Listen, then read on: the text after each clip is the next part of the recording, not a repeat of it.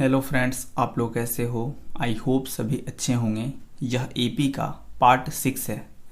इसके पिछले वीडियो में हम लोग general term of in AP पे क्वेश्चन प्रैक्टिस किए थे। इस वीडियो में भी हम लोग इसी पे क्वेश्चंस करेंगे क्योंकि ये एग्ज़ाम पॉइंट ऑफ व्यू से बहुत ही इम्पॉर्टेंट टॉपिक है। और फार्मूला तो आपको सिर्फ एक ही दिख रहा होगा, लेकिन इस पे बहुत वैराइटीज ऑफ क्वेश्चंस बनते हैं, ठीक है। इसलिए इसको बिल्कुल अच्छे से मास्टर करेंगे। आपको एपी के प्लेलिस्ट का लिंक इस वीडियो के डिस्क्रिप्शन में मिल जाएगा। सो बिना टाइम वेस्ट के शुरू करते हैं। इस वीडियो का पहला क्वेश्चन आपके सामने लिखा गया है। इस क्वेश्चन को पढ़ते हैं और देखते हैं कि इसमें हमको डेटा के फॉर्मेट में क्या इन्फॉर्मेशन दिया है और general term of an AP इस क्वेश्चन में कैसे यूज़ हो रहा है, राइट। तो सबसे पहले अपने क्वेश्चन को पढ़ते हैं। क्वेश्चन क्या बोल रहा है? बोल रहा है if the third and the ninth term of in AP are 4 and -8 respectively, which term of this AP is 0। मतलब बोल रहा है कि कोई एक एपी है, उस एपी का तीसरा टर्म 4 है और 9वां टर्म -8 है। तो बताना है कि 0 इस एपी का कौन सा टर्म होगा, ठीक है। तो पहले जो डेटा दिया है उसको थोड़ा लिखते हैं। जो A3 का वैल्यू है वह 4 के इक्वल दिया है और जो A9 का वैल्यू है वह -8 के इक्वल दिया है। और आपसे बोल रहा है कि आप बताओ कि जो 0 है वह इस AP का कौन सा टर्म होगा जिस AP के लिए ये कंडीशन आपको दिया होगा। बिल्कुल ध्यान से सुनो, ये जो दोनों इन्फॉर्मेशन दिया है general term of in AP, जब आप इन दोनों में यूज़ करोगे तो आपको दो इक्वेशन मिलेगा ए और डी के फॉर्मेट में, क्योंकि इस एपी का ना ही आपको फर्स्ट टर्म पता है और ना ही कॉमन डिफरेंस। और जैसे ही इन दोनों इक्वेशन को आप सॉल्व करोगे तो आपको फर्स्ट टर्म और कॉमन डिफरेंस मिल जाएगा। उसके मदद से आप एपी को बहुत आसानी से लिख सकते हो।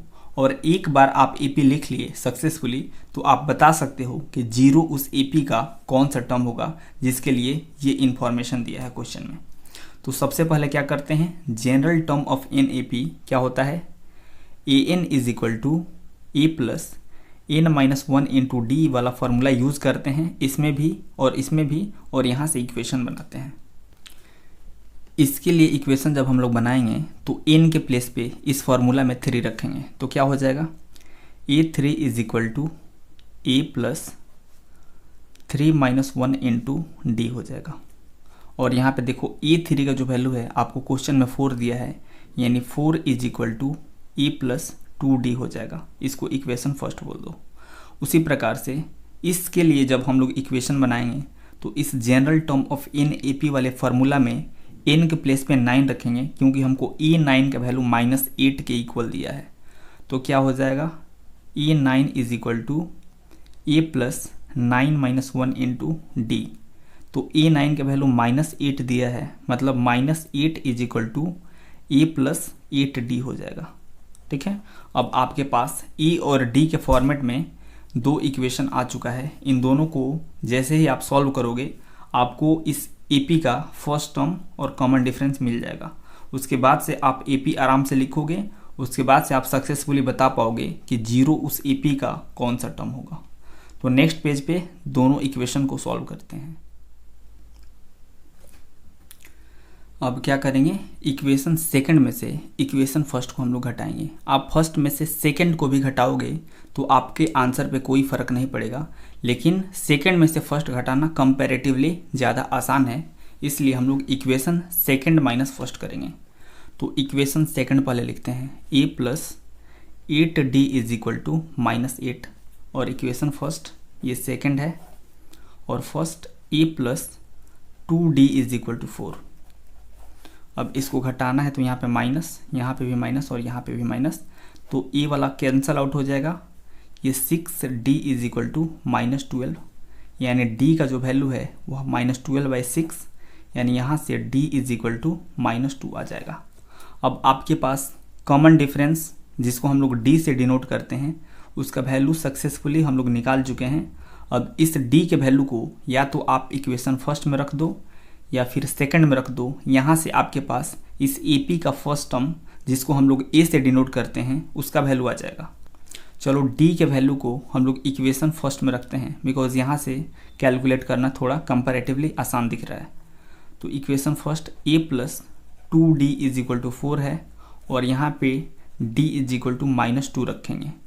तो a plus 2 into -2 is equal to 4 हो जाएगा, यानी a minus 4 is equal to 4, यानी a इज इक्वल टू 8 हो जाएगा।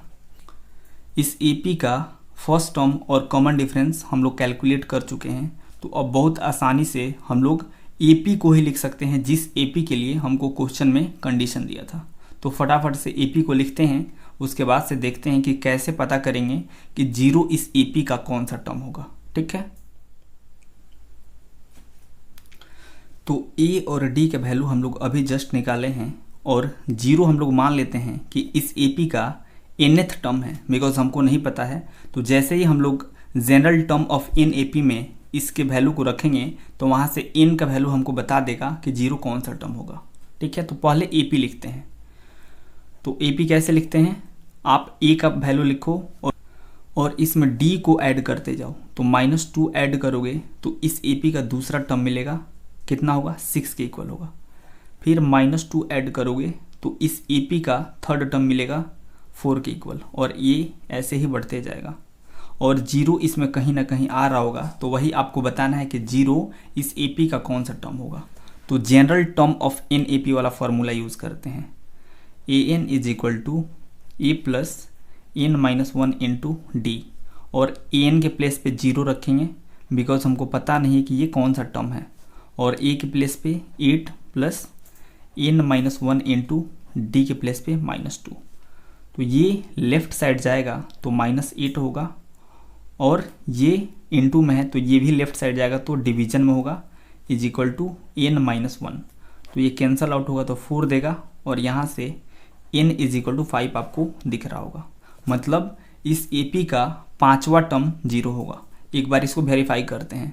1 2 3 टर्म तक हम लोग कैलकुलेट कर चुके हैं, यानी चौथा टर्म कितना होगा, चौथा टर्म आपका 2 हो जाएगा। और जैसे ही इसमें -2 आप फर्दर ऐड करोगे तो आपको 0 मिल जाएगा।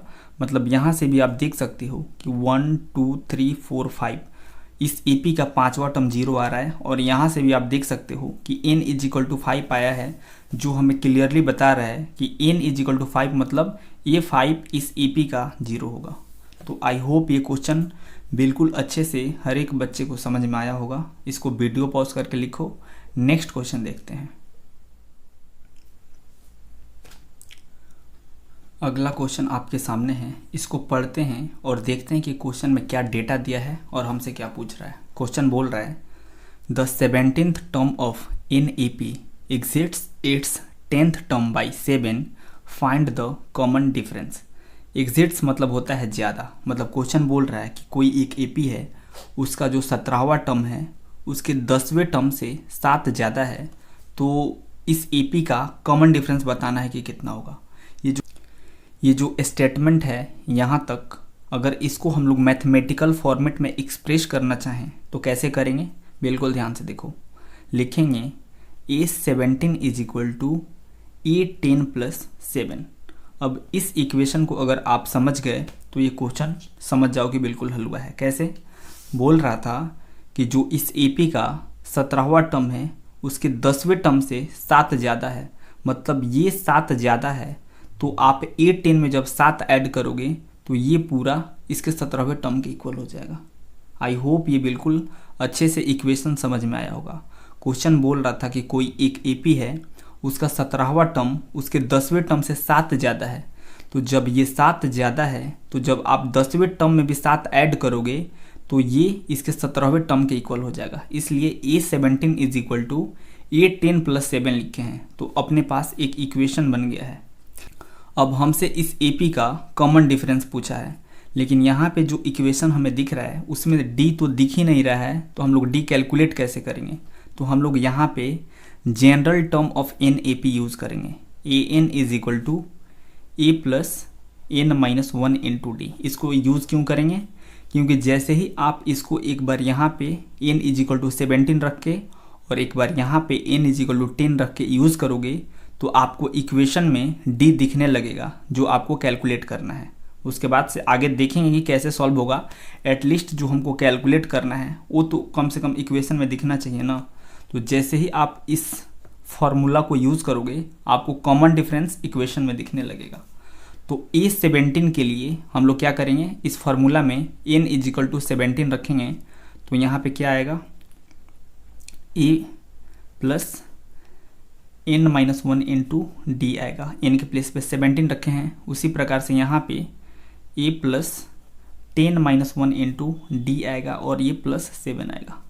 अब यहाँ से क्या हो जाएगा, ये a + 16d = ये a + 9d + 7 हो जाएगा। a से एक कैंसल आउट हो जाएगा और ये जो d है ये लेफ्ट साइड जाएगा तो माइनस में होगा, यानी कितना हो जाएगा, 16d - 9d = 7 हो जाएगा।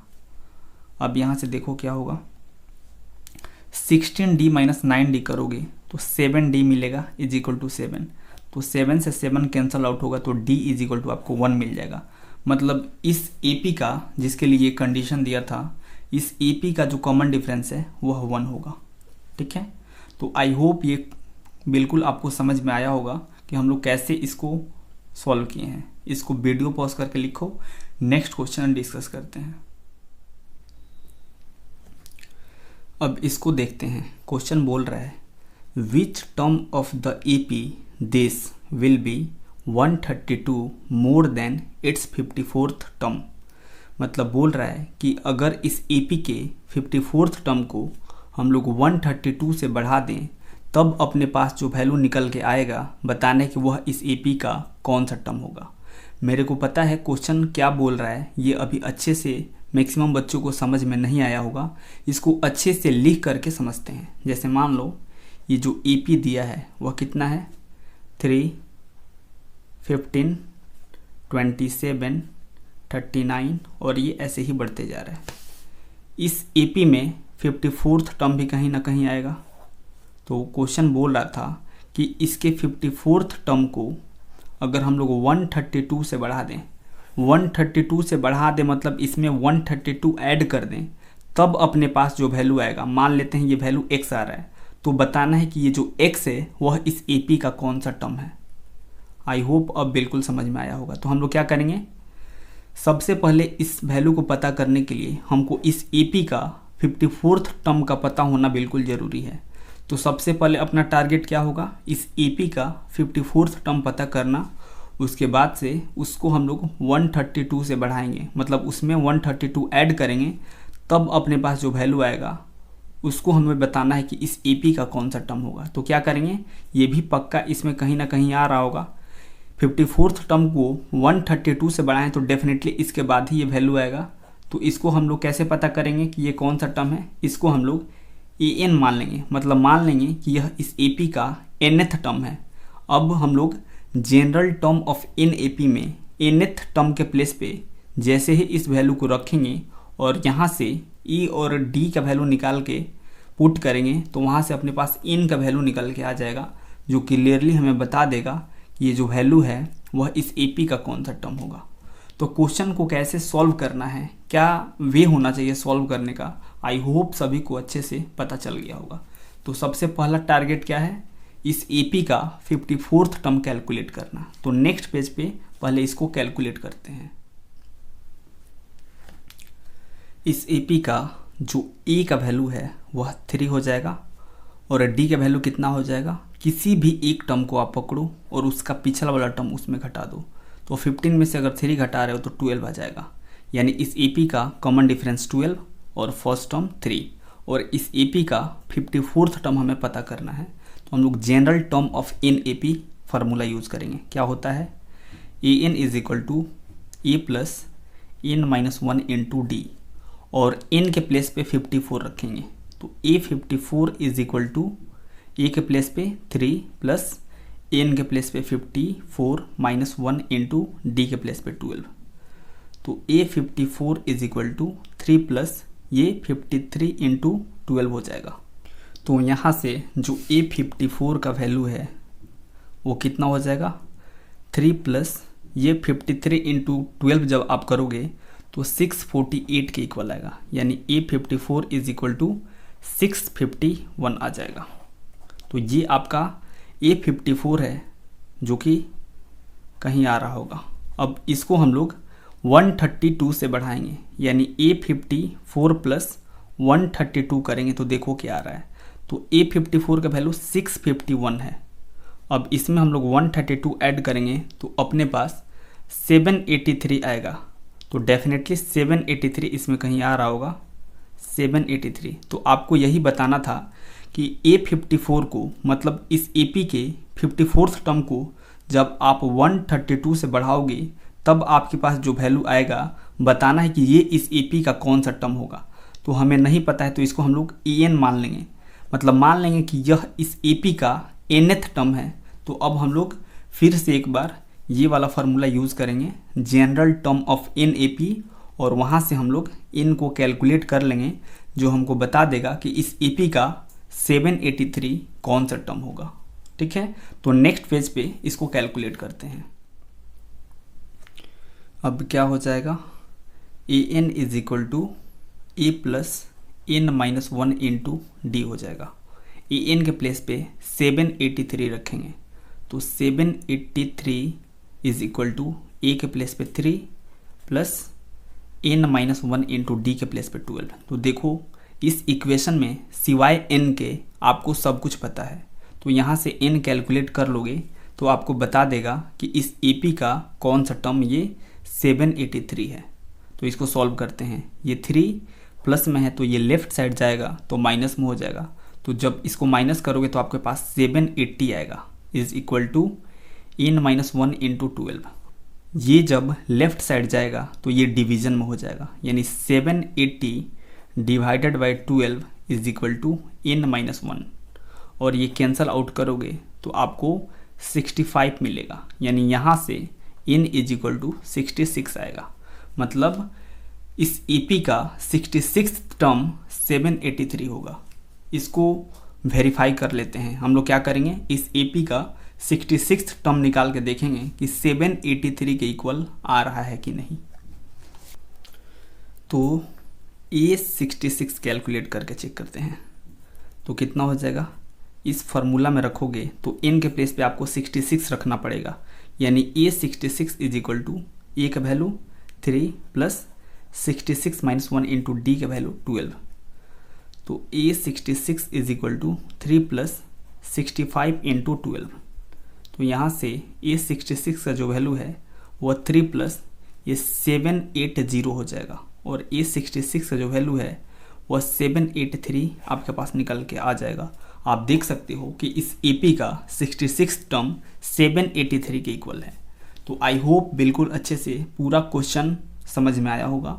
इसको कैसे हम लोग सॉल्व किए हैं, इसको वीडियो पॉज करके लिखो। नेक्स्ट और लास्ट क्वेश्चन डिस्कस करते हैं। अब इस क्वेश्चन को पढ़ते हैं। क्वेश्चन क्या बोल रहा है how many 3 digit numbers are divisible by 7। मतलब 3 डिजिट्स के कितने ऐसे टोटल नंबर्स हैं जो 7 से डिविजिबल हैं, मतलब उनको 7 से भाग लगाया जा सकता है। तो बिल्कुल ध्यान से सुनो। सबसे पहले आप ये बताओ कि 3 डिजिट्स के सबसे स्मॉलेस्ट नंबर क्या है। तो आप बोलोगे कि 3 डिजिट्स का सबसे स्मॉलेस्ट नंबर 100 होता है।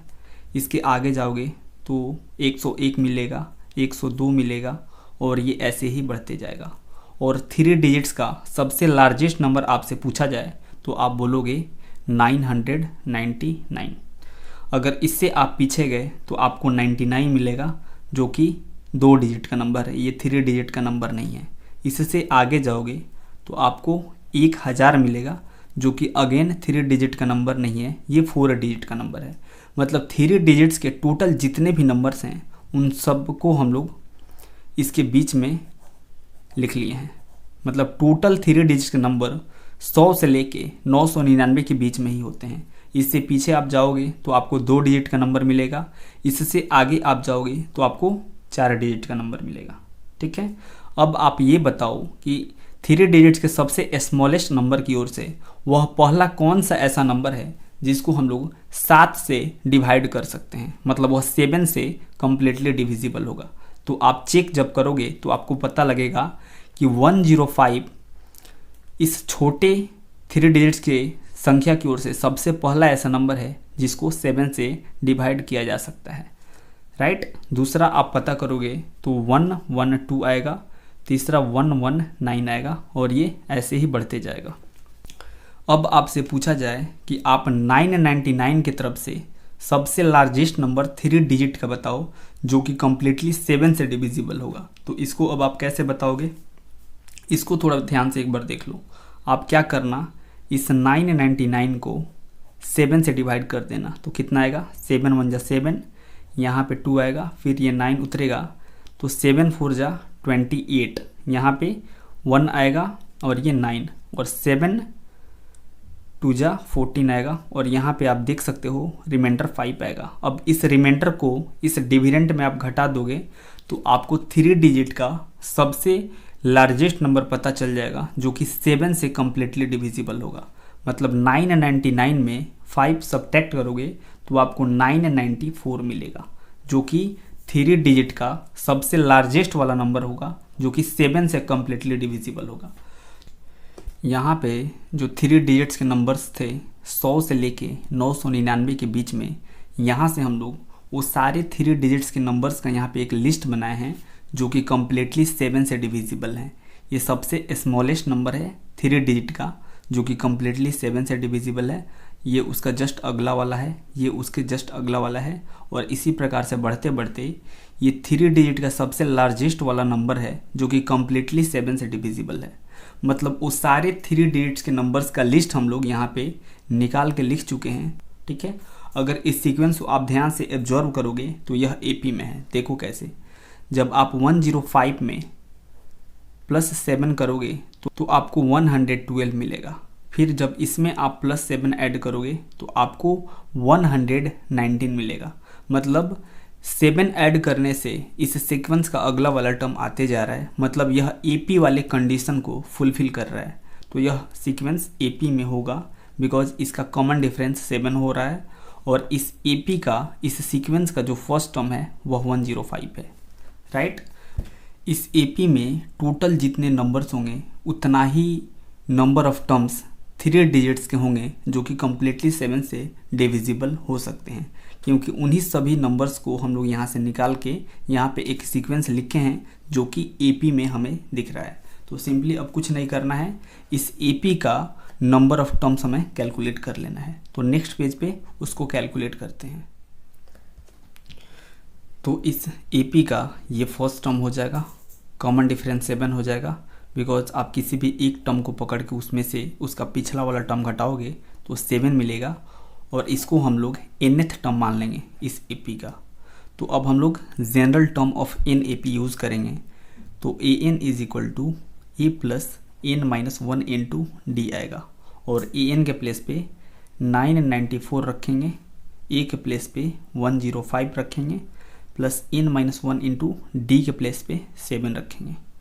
अब क्या करेंगे, इसको इधर भेजेंगे तो 994 में से ये सब्ट्रैक्ट होगा तो आपको कितना मिलेगा?